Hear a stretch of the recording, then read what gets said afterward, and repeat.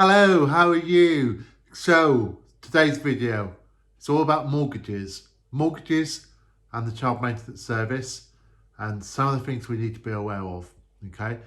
We'll look at a scenario, okay, and we'll look at the way CMS looks at mortgages and also the reality of the situation. Okay, let's begin then. So, typical scenario, you have a couple together, possibly with children, and they have a mortgage. And then often what happens is the decision is made to split.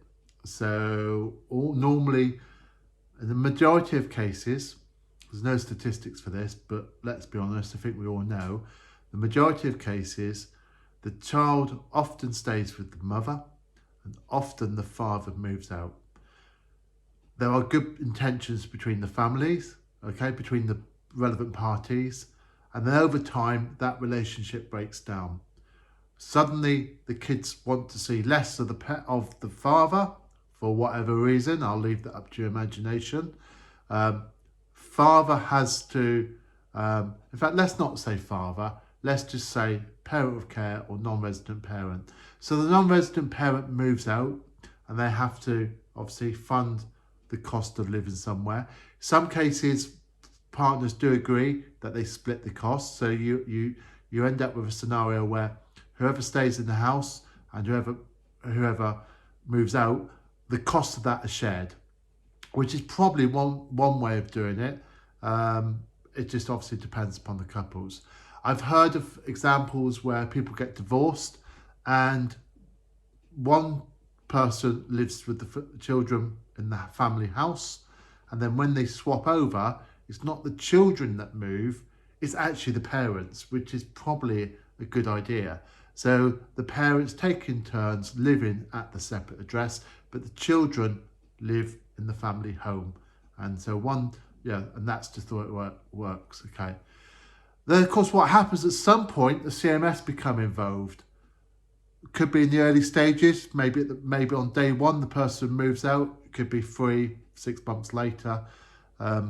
Who knows? But obviously, for whatever reason, one party goes to the CMS and the liability is worked out, and therefore that person is required to pay CMS on top of whatever rental income they're paying. Whatever rent they are paying to live where they live, and more than likely they are sharing the cost of the mortgage. How do we deal with this? Okay, this is how the CMS will deal with it. If you go to the CMS and ask for a reduction in child maintenance due to paying a mortgage, they will say, yep, fill in a special expense variation. And you'll fill it in and you'll send it off. And 99% of cases, not statistically backed up, but the reality is the majority of cases it will get refused. And the reason it will get refused is because when you've made the application, because the person making the application for the variation is still on the mortgage, the CMS don't accept it. So what I'm saying to you is, if you are on a mortgage, if you are paying it, and if you sold the property today and you got the benefit of any profits or losses, as the case may be, CMS wouldn't accept it. Okay. The only time they will accept a discount for paying off the mortgage is where the paying parent is not on the mortgage whatsoever and does not benefit from the sale. And these circumstances are few and far between, but this may typically result if you've gone to court where the paying parent's income's over £156,000 per year. You've gone to court, you've got court agreed maintenance, and you've agreed that because the parent with care doesn't have enough income, the court have agreed that actually you have to pay the mortgage. So that's the only scenario that's likely to affect. Okay, so you can so it may well be, just to clarify that, if you're paying the mortgage, in order to get a CMS reduction, you mustn't be on the mortgage, and the only time that's likely to happen is if the court have said you have to be removed from the mortgage, but potentially you're a guarantor, and potentially you've gone through court and it's agreed that you will pay a portion of that mortgage. And sometimes that happens for a particular period of time. And then, of course, the house eventually gets sold. So, to summarise that, the CMS will treat a mortgage as not an allowable expense if your name is on it. So how do we get around this? Okay, so the obvious thing is to remove the CMS liability. Clearly, in a lot of cases, you can't pay for rent, you can't pay for a mortgage, you can't pay to look at to all the extras for the children that you may pay for. But what you can do is remove the CMS liability. And if you can come to an agreement with your partner, that's great. And if we look holistically, it's in the interest of both parties to do that. Now, you could be a parent with care and you could be looking at this thinking, no, I'm going to screw my ex. I'm not going to come to an agreement. I'm going to go to the CMS and it's named on the mortgage, so I'm going to live here, but that will backfire on you eventually because something will need to give. And the way things are given several different ways. It may well be that the solution to this is to go interest only for a little period. And we've just seen the government agree with the banks that in periods of financial hardship, and let's be honest, okay, interest rates have gone from an average of 2% to over 6% in less than a year. And so all those people that fix their mortgages are gradually coming off. And there are millions of people coming off of fixed rate mortgages over the next couple of months. And they're going to find their payments, which might have been £600 a month, have literally doubled. Okay. So by going interest only, what it does is it gives a bit of breathing space for the person paying. It also forestals any sort of contributions to equity, but that's between yourselves to work them out. But if you go interest only, under the new rules, you can go interest only by asking your bank that's best to help you out. I'm not a financial advisor, I'm not a mortgage advisor, but essentially go to your bank and talk to them. Go interest only. Once you've gone interest only, you probably need to consider what happens next in terms of the mortgage. Now, you can speak to your mortgage company and ask them to put a restriction on the mortgage, which means that they cannot act upon an instruction unless both parties agree.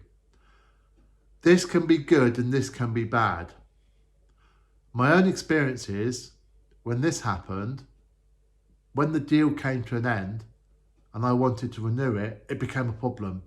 Both parties had to sign the paperwork. We lost out on deals. My divorce started in 2019. So you can imagine during that time, I did have fixed rates come up and I did have mortgages that needed renewal. I did take them up to an extra, for 2 years or in some cases maybe 5 years. But in fact, I actually did them for 2-year remortgages. But of course, both parties have to sign, and of course that can be difficult. So if you do put a restriction on the mortgage, just bear in mind it will reduce some of your ability to actually carry out everyday functions of a mortgage, such as swap from repayment to interest only, because both of you have to agree, and also it will make it more difficult to take out a new deal. Now, there is another option which I do not believe is currently offered by any bank, but there's no harm in asking. And that is to go to your lender and ask him if the payment can be split. You can ask for them to take 2 direct debits, okay?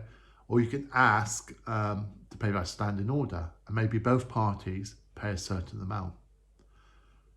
This may be, I know for example, Virgin Money allow you to make payments by standing order. They prefer it if you didn't, obviously they prefer you to make direct debits, but it may be an option whereby maybe you can agree that the child maintenance is paid, but on the day it's paid, the mortgage goes out.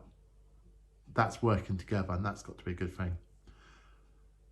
I don't know off the top of my head of any lender that currently offers split payments in terms of one person pays or 2 direct debits. But ask, you never know. The other thing to do is look at who pays it. Which account does it come out of? Does it come out of the account of the receiving parent? Does it come out of the account of the paying parent? Does it come out of a joint account? Now, I operated the joint account for several months after I split, to ensure that my mortgage payments got made. And I did that also because it enabled both parties to see the mortgage payments were being paid. And I think that's a good idea. Now, longer term, where do you go? Well, the trouble is ultimately, if you're paying, you can't keep on paying forever. And there comes a point where you're probably going to have to look at this and go, I can't afford this. I need to put my house up for sale. And that has suddenly become a lot more relevant where mortgages in some cases have doubled. Okay, so when you come off your deal, and I'm starting to see this now, I am noticing as I walk along the streets that more and more houses are up for sale. And I've noticed videos on YouTube by other people where they're saying, sell your house now. Okay, the idea being if your mortgage is going to go up in 3 to 6 months' time and you put your house on the market now, you might sell it and be able to tie that in with your mortgage deal coming to an end and get rid of that liability. And this is the thing, right? This is something I would urge the resident parent to think of. If you don't come to agreement about how the mortgage is going to get paid, then the house is probably going to have to be sold. If it's not sold, your credit record is going to get absolutely trashed. In fact, both parties' credit records are going to get trashed. So you will need to sell it. You will need to sell it or come to an agreement. Okay. Now, it may well be, for example, that what you have to do is if you are the receiving parent, maybe you have to take that mortgage on. Okay. Maybe you can come to some sort of agreement where you take on that mortgage and you pay it. Maybe some of it can be interest only. I don't know. It's obviously there's so many different scenarios here, but what I'm saying is if you want stability for your children, consider the fact that you will have to come to some sort of agreement, and that may be that you have to sell the house or some sort of agreement over the finances. Because if you don't, okay, the stock advice given to non-resident parents is if you can't afford it, your CMS comes first, your mortgage comes second, because you're not living in the house.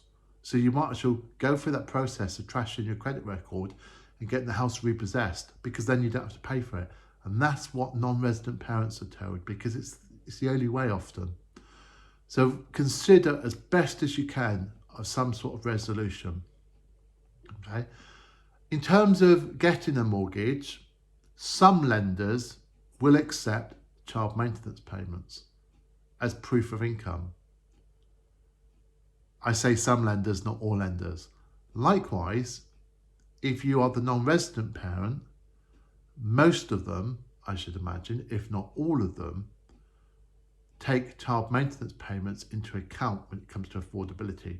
So you end up with a double whammy if you're a non-resident parent, because you probably end up moving out into rented accommodation before buying a house. And then in rented accommodation, you're probably paying a lot more. Although with the interest rate changes, you may actually be paying less than what you would be paying if it was a mortgage. But then when you go to buy a place, your affordability doesn't work because of the fact that you are paying child maintenance. So that's the way that's dealt with. So there's my thoughts. Okay, if I were to sum up quite simply, I would urge both parties to get together and work out a plan. Okay, when someone is paying child maintenance for their child, that's supposed to cover the cost of living for that child. Okay, and what that doesn't mean, therefore, is that the other party's going to continue paying the mortgage.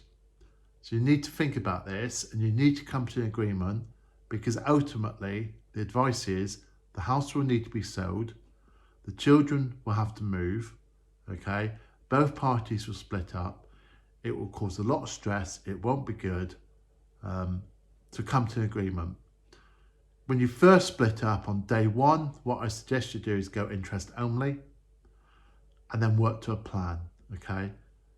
You know, it may well be, if you're sensible, for example, if you are the parent with care and you are receiving child maintenance, and that child maintenance is essentially to keep a roof over your child's head, that you go interest only and make sure your payments go to the mortgage lender, and you come to agreement in the meantime so that when you do eventually move on, or if the other person comes off the mortgage, you can get the deal. The lender, you haven't got late payments, and the lender supports the fact that you've been paying the mortgage, and you can prove that you're paying the mortgage, and they can look at that as a special case that you can move on.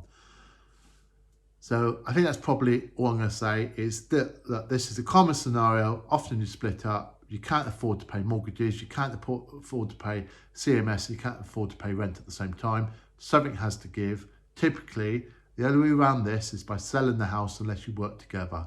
Work together, people, okay? It may well be that the plan is that the house is sold at a future date, and some of the proceeds go to the parent with care, some go to the non-resident parent, but work out a plan. Work out a plan. Okay, I hope this has been useful. I'm sorry it's been a bit of a sort of waffle video, because it's very difficult to tie down to particular scenarios.